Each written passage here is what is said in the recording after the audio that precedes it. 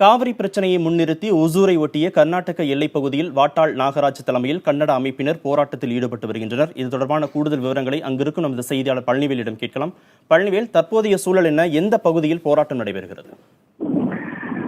கார்த்திகேயன், காவிரி ஆற்றில் கர்நாடக அரசை தண்ணீர் திறந்து விட்டதற்கு ஏற்ப கன்னட அமைப்புகள் கடந்த 14 நாட்களாக தொடர் போராட்டத்தில் ஈடுபட்டு வராங்க. அதன் தொடர்ச்சியா வாட்டாள் நாகராஜ் தலைமையிலான கன்னட சர்வாலயா கட்சி மற்றும் அதன் சார்ந்த கன்னட அமைப்புகள் சார்பில் கர்நாடக மாநில எல்லையான அத்திப்பள்ளியில் எல்லை அடைப்பு போராட்டம் தற்பொழுது நடத்தி வருகின்றன. அத்திப்பள்ளியில் சிறந்த ஒரு டெம்போ வாகனத்தில் வாட்டாள் நாகராஜ் மற்றும் கன்னட அமைப்புகளை சேர்ந்த நிர்வாகிகள் சிறந்த வேனில் அங்கிருந்து கிட்டத்தட்ட 500க்கும் மேற்பட்டோர் ஊர்வலமாக வந்து கர்நாடகா எல்லையான அத்திப்பள்ளியை முற்றுகையிட்டு தற்பொழுது போராட்டத்தில் ஈடுபட்டு வருகின்றனர். அவர்கள் தமிழக எல்லைக்குள் நுழையாமல் தடுக்கும் வகையிலும் அதேபோல் அந்த எல்லை அடைப்பு போராட்டத்தில் ஈடுபடாமல் தடுக்கும் வகையிலும் கர்நாடக மாநில போலீசார் கிட்டத்தட்ட 500க்கும் மேற்பட்டோர் அவர்களை தடுத்து நிறுத்தி தற்பொழுது கைது செய்வதற்கான முயற்சி எடுத்து வருகின்றனர். கன்னட அமைப்பினர் சேர்ந்த கன்னட அமைப்பினர் அவர்களுக்கு காவிரியில் ஒரு சில தண்ணீர் கூட தர மாட்டோம் என வலியுறுத்தி கண்டன கோஷங்களை தற்போது எழுப்பி வருகின்றனர். இது தொடர்பாக பேசிய கன்னட அமைப்பின் கூட்டமைப்பின் தலைவர் வாட்டாள் நாகராஜ், கர்நாடகத்தில் இருக்கக்கூடிய 6 கோடி மக்களுக்கு குடிநீர் தேவை இருப்பதாகவும் ஒரு சொட்டு தண்ணீர் கூட தமிழகத்துக்கு திறக்க முடியாது, மத்திய அரசு நாடகம் ஆடுகிறது, கர்நாடக அரசும் தமிழக அரசும் நாடகம் ஆடுவதாக குற்றச்சாட்டிய அவர் ஒரு சொட்டு தண்ணீர் கூட காவிரியிலிருந்து தமிழகத்துக்கு தர மாட்டோம் என்று தெரிவித்தார். இதனையடுத்து போராட்டமானது தற்பொழுது நடைபெற்று வருகிறது. இந்த போராட்டத்தை எடுத்து கர்நாடக மாநில எல்லையில் ஏராளமான போலீசார் குவிக்கப்பட்டிருக்கிற நிலையில அதற்கு அருகாமல் இருக்கக்கூடிய தமிழக எல்லையான ஜூஜுவாடியில் கிட்டத்தட்ட 500க்கும் மேற்பட்ட போலீசார் தற்போது ஈடுபட்டிருக்காங்க.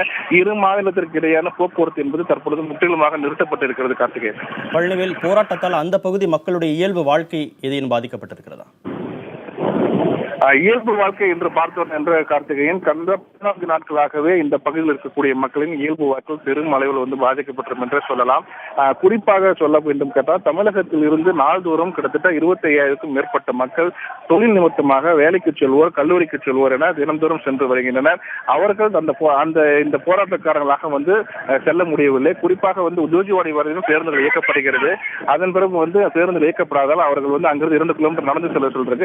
தற்பொழுது பார்க்கலாம், நம் கன்னட அமைப்புகள் பார்த்துக் கொண்டிருக்கிறோம். நேரடி காட்சிகள் வந்து கொண்டிருக்கிறது. கன்னட அமைப்புகள் எல்லையை முற்றுகையிடுவதாக தமிழக எல்லையை நோக்கி வந்து கொண்டிருக்கிறார். அவர்களை காவல்துறையினர் தடுத்து நிறுத்தி வருகின்றனர். ஆனால் தடையை மீறி அவர்கள் எல்லைக்குள் நுழைவதற்கான முயற்சி ஈடுபட்டு வருகின்றனர். அவர்களை தடுத்து தற்போது போலீசார் அவர்களை கைது செய்து வேனில் ஏற்றக்கூடிய ஒரு காட்சியை நேரடியாக பார்க்கிறோம்.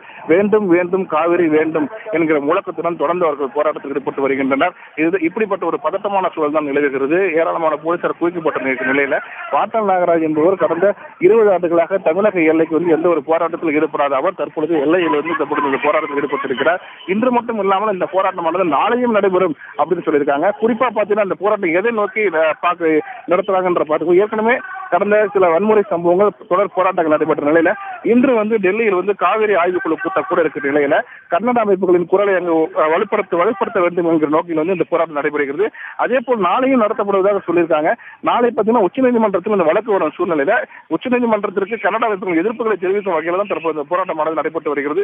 போராட்டக்காரர்களை போலீசார் தடுத்து தற்போது கைது செய்து வருகின்றனர். கார்த்திகேயன், போராட்டத்தில் ஈடுபடுபவர்கள் செய்தியாளர்களை சந்திக்கிறாங்களா? என்ன மாதிரியான கருத்துக்களை அவங்க செய்தியாளர்கள்ட்ட முன்வைக்கிறாங்க?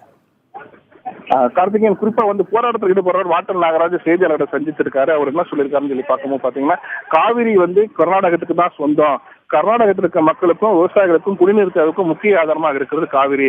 இங்கு மழை இல்லாத தண்ணீர் இல்லாத ஒரு சூழலில் தமிழகத்துக்கு ஒரு சொட்டு தண்ணீர் கூட கொடுக்க முடியாது. இந்த விஷயத்துல வந்து மத்திய அரசு ஒரு நாடகம் ஆடுகிறது. இரு மாநில முதலமைச்சரும் ஒரு நாடகம் ஆடுறாங்க. ஆனா ஒருபொழுதும் நாங்க வந்து தமிழகத்துக்கு தண்ணீர் கொடுக்க மாட்டோம், 6 கோடி கர்நாடகர்கள் சிறைக்கு சென்றாலும் நாங்கள் தண்ணீர் கொடுக்க மாட்டோம் என்கிற ஒரு முழக்கத்தை வந்து வாட்டாள் நாகராஜ் செய்தியாளர்கள் தெரிவிச்சிருக்காரு. கார்த்திகேயன், விவசாய அமைப்புகள் யாரேனும் விவசாய அமைப்புகள் யாரேனும் இந்த போராட்டத்துக்கு ஆதரவு தெரிவிச்சிருக்காங்களா? அவங்க இந்த போராட்டத்தில் பங்கேற்கிறாங்களா?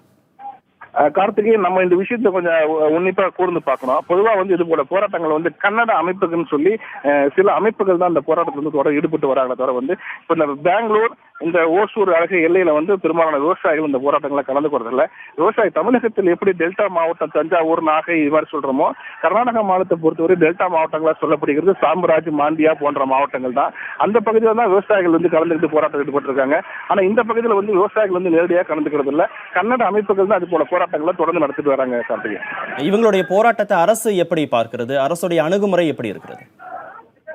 அரசு இப்ப கர்நாடக அரசை பொறுத்தவரையே பாத்தீங்கன்னா இவங்களுடைய போராட்டத்திற்கு வந்து வெளிப்படையாக வந்து சொல்ல முடியாது, போராட்டத்துக்கு ஆதரவு இல்லை என்று சொன்னாலும் நம்ம வந்து களத்தில் பார்க்கும் பொழுது கர்நாடக அரசு கன்னட அமைப்புகளுக்கு ஒரு விதமான ஆதரவு தான் இருக்கிறதாக நமக்கு தெரிகிறது.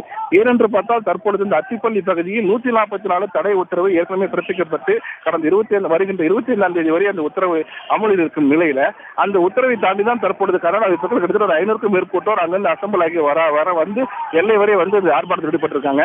144 தடை உத்தரவு இருக்கும் பட்சத்துல 4 பேருக்கு மேலே அசம்பிள் கூடினாலும் அவர்களை வந்து கைது செய்யணும் என்பது அது விதி. அப்படி இருக்கும் பட்சத்துல இது ஒரு காவல்துறையோட ஒத்துழைப்பின் பேர் தான் அவங்க அங்கிருந்து ஊர்வலமாக வந்து அந்த எல்லையில் வந்து ஒரு போராட்டத்தில் ஈடுபட்டிருக்காங்கிறது தெரிய வருது கார்த்திகை.